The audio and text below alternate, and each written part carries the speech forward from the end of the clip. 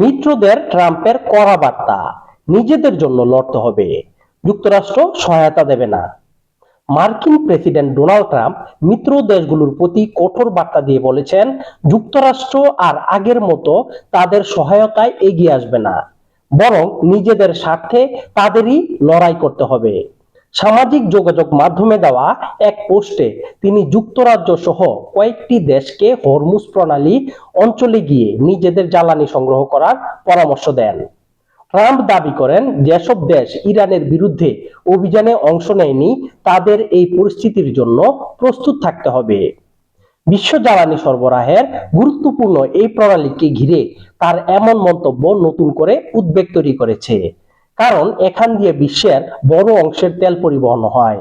বিশ্লেষকদের মতে এ ধরনের বক্তব্য আন্তর্জাতিক কূটনীতি ও আইনের পরিপন্থী এবং এতে বড় ধরনের সামরিক উত্তেজনার ঝুঁকি বাড়তে পারে।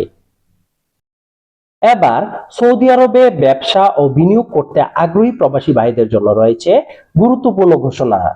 যারা সৌদি আরবে ইনভেস্টর লাইসেন্স, কমার্শিয়াল লাইসেন্স ও ইন্টারন্যাশনাল লাইসেন্স নিতে চান, তারা অতি দ্রুত আমাদের রিয়াদ অফিসে যোগাযোগ করুন 0530759397 এই নম্বরে।